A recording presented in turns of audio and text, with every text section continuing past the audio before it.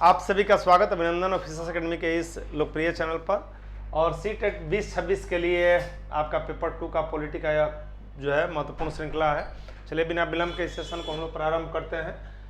निम्नलिखित में से किस एक अधिनियम द्वारा भारत में संघीय न्यायालय की स्थापना की गई थी? 1861 की, 1909 की, 1919? उपयुक्त में से कोई नहीं, उत्तर हो जाएगा आपका उपयुक्त में से कोई नहीं। 9 में मुसलमानों को पृथक निर्वाचन दे दिया जाएगा। सेपरेट जो है मुसलमानों को पृथक निर्वाचन दे दिया गया, सेपरेट निर्वाचन दे दिया गया, इसके तहत निर्वाचन दे दिया गया। 1919 में प्रांतों में द्वैध शासन लगाया गया, प्रांतों में द्वैध शासन को लगाया गया। जबकि 1935 की यदि हम बात करें तो उसका सबसे अधिक प्रभाव भारतीय संविधान पर है। भारत का संविधान विश्व का सबसे बड़ा लिखित संविधान है और बड़ा होने का कारण इसका है कि केंद्र और राज्य दोनों संविधानों का उल्लेख है। कमेंट बॉक्स में जाकर बताइए कि विश्व का सबसे छोटा लिखित संविधान किस देश का है, किस देश का है। अगला प्रश्न आपके सामने यह है कि गवर्नर जनरल की परिषद में विजिट करके पहली बार अलग विधायी मशीनरी निर्मित की गई। भारतीय परिषद अधिनियम 61 के द्वारा कि 53 के, 1853 के द्वारा कि 1909 के द्वारा कि 1892 के द्वारा, किसके द्वारा की गई? और राइट उत्तर आपका हो जाएगा बी, चार्टर अधिनियम 1853 के द्वारा और 1858 के अधिनियम के द्वारा भारत में ईस्ट इंडिया कंपनी का शासन का अंत हो गया और भारतीय शासन ब्रिटिश पार्लियामेंट को चला गया। भारतीय प्रशासन को देखने के लिए भारत सचिव की नियुक्ति की गई।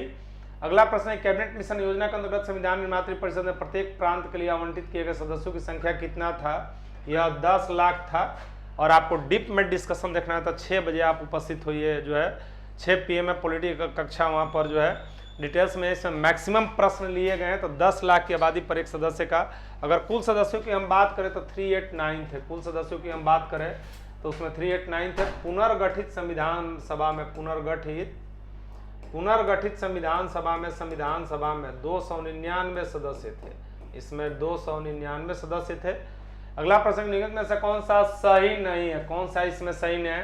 के मुंशी संविधान का प्रारूप बनावली समिति के सदस्य थे। संविधान सभा द्वारा भारतीय संविधान को स्वीकार किया गया। बलवंत राय मेहता समिति 57 में पंचायती राज की संस्तुति की गई। संविधान के अंतर्गत मूल अधिकारों का संरक्षक भारत के राष्ट्रपति हैं। क्या सही नहीं है इसमें? क्वेश्चन नंबर 4 का सही आंसर क्या हो जाएगा? तो 4 नंबर क्वेश्चन का आपका जो सही उत्तर हो जाएगा यह डी हो जाएगा। यह सुप्रीम कोर्ट और हाई कोर्ट के द्वारा इसकी रक्षा की जाती है। सुप्रीम कोर्ट जो है अनुच्छेद 32 के तहत जो है, और हाई कोर्ट इसकी रक्षा करता है, अनुच्छेद 226 के तहत इसकी रक्षा करता है। विकल्प डी इस प्रश्न का करेक्ट उत्तर हो जाएगा, अगला प्रश्न आपके सामने कि भारतीय संविधान की 6ठी अनुसूची का प्रावधान किस राज्य पर लागू होते हैं? गुजरात, छत्तीसगढ़, त्रिपुरा? उपयुक्त में से कोई नहीं। गुजरात, छत्तीसगढ़ और त्रिपुरा इसमें किस में लागू होंगे? तो ये आपका उत्तर हो जाएगा इसमें सी करेक्ट उत्तर हो जाएगा। त्रिपुरा, मिजोरम, मेघालय और असम में लागू होते हैं, विकल्प सी। जबकि 7वीं अनुसूची में संघ सूची, राज्य सूची और समवर्ती सूची का उल्लेख किया गया, अनुसूची 7 में जो है। अगला प्रश्न, भारतीय संविधान की प्रस्तावना में प्रयुक्त समाजवाद शब्द को निम्नलिखित में से किस अनुच्छेद के साथ मिलाकर पढ़ने से सर्वोच्च न्यायालय को समान कार्य के लिए समान वेतन, मौलिक अधिकार और प्रशासनिक शक्ति प्राप्त हुई है? और विकल्प इसमें आपको जो दिख रहा है वह 14 है, विकल्प बी में 14 और 15 है, विकल्प सी में 14, 15, 16 है और विकल्प डी में 14 और 16 है। क्या उत्तर हो जाएगा? इस प्रश्न का जो सही उत्तर हो जाएगा वह हो जाएगा 14 और 16, विकल्प डी सही उत्तर हो जाएगा। फंडामेंटल राइट का उल्लेख संविधान के भाग 3 के अंतर्गत किया गया है, अनुच्छेद 12 से 35 में इसका, और 6 मौलिक अधिकार नागरिकों को प्रदान किए गए हैं। संविधान लागू हुआ था उसमें 7 मौलिक अधिकार प्रदान किए गए थे। अगला प्रश्न है कि कथन और कारण संबंधी प्रश्न है कि भारतीय राजनीतिक व्यवस्था की प्रकृति में निरंतरता एवं परिवर्तन के तत्व मूर्त रूप में पाए जाते हैं और भारतीय राजनीतिक व्यवस्था में निम्न राजनीतिक कार्य शैलियों को आधुनिक शैली, परंपरागत शैली, संत शैली के तत्वों को समाहित है। दिए गए विकल्प में से क्या से उत्तर हो जाएगा? तो एक गलत है किंतु आर सही है। इसमें एक गलत है यानी और आर इसमें कथन स्टेटमेंट सही है। अगला प्रश्न आपके सामने, इससे पहले सीटेट 2026 के लिए टारगेट बैच ऑफिसर्स अकेडमी लाया है और पेपर 1, पेपर 2 और पेपर 1, 2 सम्मिलित रूप से भी लाया गया है। विशेषज्ञ कक्षा संचालित करेंगे, तो इस बैच से जुड़कर अपनी सफलता सुनिश्चित करें। अगला प्रश्न की स्वतंत्रता के पश्चात भारत में भाषाई आधार पुनर्गठन किस कारणवश प्रारंभ? धर समिति की रिपोर्ट पर, न्यायमूर्ति वांछू समिति की रिपोर्ट पर, श्री रामालू की मृत्यु, गांधीवादी नेता थे, पुनर्गठन रिपोर्ट के आधार पर। तो गांधीवादी नेता श्री रामालू की 56 दिनों के ऐतिहासिक भूख हड़ताल के बाद मृत्यु हो गई थी और यह गठन किया गया। विकल्प जो है इसमें जो सही हो जाएगा यह जो है सी हो जाएगा। और प्रथम राज्य आंध्र प्रदेश का गठन किया गया। मद्रास से अलग आंध्र प्रदेश का भाषा के आधार पर यह गठित पहला राज्य था, भाषा के आधार पर गठित पहला राज्य था। संविधान में मौलिक कर्तव्यों को शामिल किया गया किस समिति की सिफारिश पर? स्वर्ण सिंह समिति की सिफारिश पर 10 मौलिक कर्तव्य शामिल किए, 10 फंडामेंटल राइट को शामिल किया गया। वर्तमान में 11 फंडामेंटल ड्यूटीज है और प्रकृति इनकी अवाद योग्य है, ये अवाद योग्य है, अवाद योग्य इनकी प्रकृति है। संविधान के किस अनुच्छेद द्वारा प्रत्येक नागरिक के लिए संविधान का अनुपालन करना, उसके आदर्शों, संस्थाओं, राष्ट्र ध्वज, राष्ट्रगान का आदर करने के लिए करना है? जो है 51 का क है कि 51 क है। बिल्कुल दिए गए अनुच्छेद में से सही उत्तर का चयन आपको करना है। क्या हो जाएगा? तो यह हो जाएगा अनुच्छेद 51 क का क है यह, यानी कुल 11 मौलिक कर्तव्य दिए गए हैं। तो यह जो है 51 का क ही है, 51 क का क है यह। 51 अनुच्छेद में जो है बेहतरीन रूप से इसको ये किया गया है, क्योंकि मौलिक कर्तव्य का उल्लेख अनुच्छेद 51 क में है और उसका पहला ही यह मौलिक कर्तव्य है कि नागरिक के लिए संविधान का पालन करना, उसके आदर्शों, संस्थाओं को। भारतीय संविधान निर्माताओं द्वारा संघीय ढांचा अपनाने का कारण क्या था? तत्कालीन कार्यरत प्रशासकीय ढांचा था कि इसे भारतीय स्वतंत्रता अधिनियम 47 के अनुसार स्वीकार करना अनिवार्य था, कि देश में जाति, धर्म, भाषा की विभिन्नता के कारण यह प्राचीन भारतीय शासन प्रणाली के अनुरूप था। क्या सही उत्तर है? क्वेश्चन नंबर 11 का जो सही उत्तर हो जाएगा यह 80 हो जाएगा, क्योंकि भारत में कई हजार जातियां, उपजातियां पाई जाती हैं, कई धर्मों के मानने वाले लोग हैं। निम्नलिखित में से कौन एक भारत के संविधान का संघीय लक्षण नहीं है? इसमें से कौन सा संघीय लक्षण नहीं है? केंद्र राज्यों के बीच शक्तियों का बंटवारा, लिखित संविधान, स्वतंत्र न्यायपालिका, इकहरी न्याय प्रणाली यह नहीं है। इकहरी न्याय प्रणाली है। संघात्मक शासन व्यवस्था को कनाडा से लिया गया है, कनाडा से संघात्मक शासन व्यवस्था को अपनाया गया है। अगला प्रश्न कथन और कारण संबंधी है कि संघवादी व्यवस्था में स्वतंत्र न्यायपालिका आवश्यक है। यह केंद्र राज्य इकाइयों के बीच उत्पन्न विवाद का समाधान करती है। तो इसमें दिए गए विकल्प में ए आर दोनों सही है और आर ए की सही व्याख्या है, आर ए की सही व्याख्या है। अगला प्रश्न कि भारत में वर्तमान संसदीय व्यवस्था का स्थान पर अध्यक्षीय व्यवस्था का अपना लेता तो शासनाध्यक्ष का कार्यकाल स्थिर रहेगा, शासनाध्यक्ष का कार्यकाल स्थिर रहेगा। विकल्प ए सही हो जाएगा इस प्रश्न का उत्तर। भारत की संसद के संबंध में कौन सा कथन सही नहीं है? संविधान में एक संसदीय प्रणाली सरकार का प्रावधान है।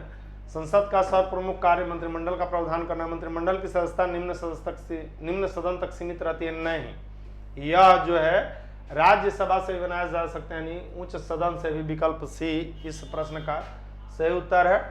और सीट 2026 के लिए टारगेट बैच ऑफिसर्स अकेडमी लाया है मात्र जो है 999 रुपये में। पेपर 1 के लिए, पेपर 2 के लिए भी 999। सम्मिलित रूप से यह बैच आप परचेज करते हैं 1, 2 तो 1499 रुपये में। तो इससे जुड़कर अपनी सफलता सुनिश्चित करें। निम्नलिखित में से कौन भारतीय राष्ट्रपति लोकसभा के अध्यक्ष भी रहे हैं? और यह रहे नीलम संजीव रेड्डी, सबसे कम उम्र के राष्ट्रपति बने थे और ये निर्विरोध राष्ट्रपति चुने गए थे, निर्विरोध राष्ट्रपति चुने गए थे। अगला प्रश्न कि लोकसभा के लिए निर्वाचन के बारे में निम्नलिखित में से कौन सा कथन सही नहीं है? निर्वाचन वयस्क मताधिकार के आधार पर होता है, बिल्कुल 18 वर्ष इसके लिए आयु निश्चित है। निर्वाचन संचालन निर्वाचन आयोग, बिल्कुल। निर्वाचन के लिए मतदाताओं की सूची को राष्ट्रपति के निर्देशन नहीं, यह ईसीआई तैयार करता है। कौन तैयार करता है? ईसीआई। विकल्प सी सही नहीं है, सी नहीं है। भारत के नियंत्रक महालेखा ऑडिट रिपोर्ट का परीक्षण कौन करता है? प्राक्कलन समिति की, उपक्रम समिति की, लोक लेखा समिति? कोई नहीं, तो यह करेगी लोक लेखा समिति। और इसको मित्र और मार्गदर्शक भी कहा जाता है, कैग को इसका मित्र और मार्गदर्शक भी कहा जाता है। अगला प्रश्न है कि ध्यानाकर्षण सूचना के प्रधान निम्नलिखित में से किस जो है किसके क्षेत्र को सीमित किया गया है? तो यह स्थगन प्रस्ताव को, स्थगन प्रस्ताव को। विकल्प सी इस प्रश्न का सही उत्तर हो जाएगा। अगला प्रश्न की वरीयता क्रम के अनुसार घटते क्रम में सही क्रम को चुनिए। राज्यपाल अपने राज्य में मुख्य न्यायाधीश, सर्वोच्च न्यायालय के मुख्यमंत्री, सर्वोच्च न्यायालय, मुख्यमंत्री अपने राज्य में मुख्य निर्वाचन आयुक्त। विकल्प ए इस प्रश्न का करेक्ट उत्तर है। अगला प्रश्न है कि राज्य विधान मंडलों के निर्वाचन सिद्धांतों में सम्मिलित है, यह वयस्क मताधिकार के आधार पर होंगे। प्रत्येक क्षेत्रीय निर्वाचन के लिए केवल एक निर्वाचन सूची होगी। धर्म, प्रजाति, लिंग आदि के निर्वाचन से बनाने का कोई प्रावधान नहीं होगा। राजनीतिक दल अपने स्वयं के मानक स्थापित करने की स्वतंत्रता होगी। दिए गए विकल्प में से जो सही उत्तर हो जाएगा तो ये सभी चारों हो जाएगा, सभी चारों हो जाएगा। भारत के संविधान के अंतर्गत 371 ख निम्नलिखित में से किस राज्य के लिए विशेष उपबंध प्रावधान करता है? क्वेश्चन नंबर 22 का जो सही उत्तर हो जाएगा यह हो जाएगा असम के लिए। इसको कामरूप के नाम से भी जाना जाता था, कामरूप के नाम से भी। न्यायिक पुनरावलोकन न्यायालय को अधिकार है। क्या अधिकार है भाई? यदि कोई कानून आदेश संविधान के विपरीत हो तो यह संवैधानिक घोषित कर सकता है। निचले न्यायालयों के आदेशों को पुनरावलोकन करना, कि निचले न्यायालय के निर्णय का अपील सुनना, कानूनों के दृष्टिकोण से परीक्षण क्या उसके लिए बनाने में निर्धारित प्रक्रिया का अनुपालन हुआ है। क्वेश्चन नंबर 23 का जो सही उत्तर हो जाएगा तो कानूनी आदेश संविधान के विपरीत होता है संवैधानिक घोषित कर सकता है। और यह कहाँ से लिया गया था? इसको यूएसए से लिया गया है, यूएसए से लिया गया है। निम्नलिखित में से कौन एक सर्वोच्च न्यायालय के तदर्थ न्यायाधीशों की नियुक्ति करता है? राष्ट्रपति की, प्रधानमंत्री की, गृह मंत्री की, राष्ट्रपति की सहमति से भारत के मुख्य न्यायाधीश। क्वेश्चन नंबर 24 का जो सही उत्तर हो जाएगा तो राष्ट्रपति की सहमति से भारत का मुख्य न्यायाधीश। विकल्प डी इसका एडहॉक न्यायाधीश की नियुक्ति का, कि राष्ट्रपति की सहमति से भारत का मुख्य न्यायाधीश, यानी विकल्प डी इस प्रश्न का सही उत्तर हो जाएगा। और सीटेट 2026 के लिए ऑफिसर अकेडमी लाया है आपके लिए जो है पेपर 1 जो कि 999 रुपये में उपलब्ध है। पेपर 2 भी 999 रुपये में। सम्मिलित रूप से आप परचेज करते हैं तो 1499 रुपये में। और 3 इसमें डेमो क्लास फ्री है। तो बिल्कुल इस बैच से जुड़ें और अपनी सफलता को सुनिश्चित करें। निम्नलिखित में से कौन सी एक याचिका अधीनस्थ न्यायालय के कार्य पद्धति का परीक्षण करती है? अधिकार परीक्षा, की परमादेश, की उत्प्रेषण, की बंदी प्रत्यक्षीकरण। क्वेश्चन नंबर 25 का जो सही उत्तर हो जाएगा यह हो जाएगा उत्प्रेषण। तो आज इतना ही, मिलते हैं हम लोग नेक्स्ट सेशन में। बहुत बहुत धन्यवाद, थैंक यू।